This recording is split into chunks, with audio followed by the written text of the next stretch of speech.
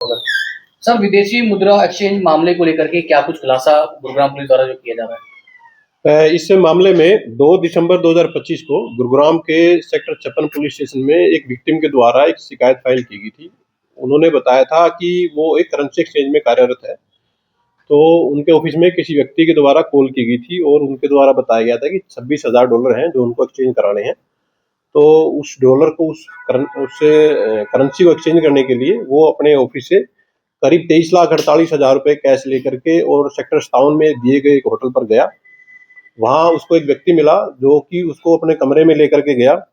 उस कमरे में जब वो व्यक्ति घुसा तो बाथरूम से और अन्य उसके जो 2 साथी थे वो लोग निकल करके आए और उनके द्वारा उस जो एक्सचेंज का जो कर्मचारी था उसको वहाँ पर बंधक बना लिया गया और गन पॉइंट पर उसके मुंह पर टेप लगा करके वो लोग वहाँ से ये 23,48,000 रुपये उससे छीन करके और वो लोग फरार हो गए थे।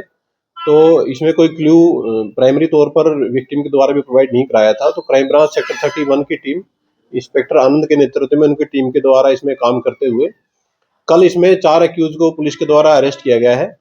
जो एक्यूज जो अरेस्ट किए गए हैं उसमें से 3 एक्यूज हरियाणा के डिस्ट्रिक्ट जींद के गांव अलग अलग गांव के रहने वाले हैं। चौथा जो एक्यूज है वो उत्तर प्रदेश के शामली का रहने वाला है। जो शामली का जो एक्यूज है उसकी पहचान 29 वर्षीय मोहम्मद तालीम के रूप में हुई है। इसके अलावा जो 3 अन्य एक्यूज है उसमें से पम्मी उर्फ पोमी और दूसरा जो एक्यूज रोहित उर्फ नोना, ये दोनों ही रामराय और बीबीपुर गांव के क्रम से रहने वाले हैं। जो चौथा जो एक्यूज है उसकी पहचान नवीन के रूप में हुई है। ये 26 वर्षीय व्यक्ति है और ये भी गांव बीबीपुर डिस्ट्रिक्ट जींद का ये रहने वाला पाया गया है।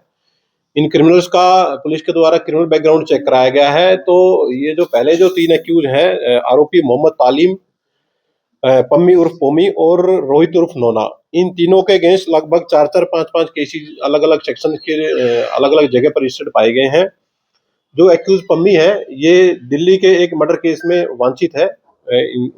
मोहन गार्डन पुलिस स्टेशन के एरिया में एक मर्डर हुआ था जिस केस में ये वांछित है। इसके अलावा जो दूसरा जो आरोपी है पम्मी के साथ में रोहित, ये दोनों ही आरोपी डिस्ट्रिक्ट जींद के एक स्नैचिंग केस में भी वांछित है। पुलिस के द्वारा इन लोगों को आज कोर्ट में पेश करके और फर्दर इनका पुलिस रिमांड लिया जाएगा और रिमांड के दौरान इनसे जो पैसे इन्होंने छीने हैं और जो वेपन इनके द्वारा इस घटना में यूज किया गया था उसकी रिकवरी के पुलिस के द्वारा प्रयास इसमें किए जाएंगे। प्लानिंग कैसे हो सकती है? अभी केस की इन्वेस्टिगेशन बिल्कुल ही प्राइमरी स्टेज पर है। एक्यूज को कल ही अरेस्ट किया गया है और आज इनको कोर्ट में प्रोड्यूस करके और पुलिस रिमांड पे लिया जाएगा। एक डीप इंटरोगेशन इनसे की जाएगी कि इनके द्वारा विक्टिम को कैसे आइडेंटिफाई किया गया और इनके द्वारा जो वेपन घटना में यूज किया गया था वो कहाँ से ये लोग लाए थे और उसके बाद जो मामले में फर्दर खुलासा पुलिस के द्वारा इसमें किया जाएगा।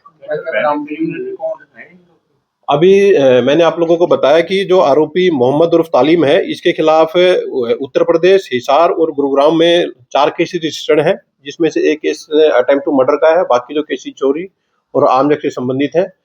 दूसरा जो एक्यूज है आरोपी पम्मी उर्फ पोमी, जो कि मैंने आपको बताया कि दिल्ली के मर्डर केस में ये वांछित था। थाना मोहन गार्डन के एरिया में इन लोगों के द्वारा एक मर्डर की घटना को अंजाम दिया गया था जिसमें इसकी संलिप्तता थी।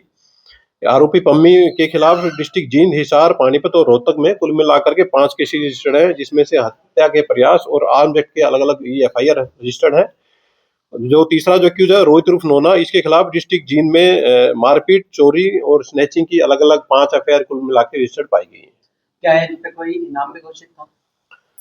अभी तक ऐसा इन्वेस्टिगेशन में सामने नहीं आया है। जिन जिन अलग अलग डिस्ट्रिक्टों को इनकी गिरफ्तारी के बारे में मैसेज किया गया है और जिन जिन डिस्ट्रिक्ट से इनके वांछित होने की सूचना प्राप्त होगी उसके बाद मामले फर्दर इन्वेस्टिगेशन पूरी की जाएगी। सर, क्या किसी गैंग से भी जुड़े थे ये लोग?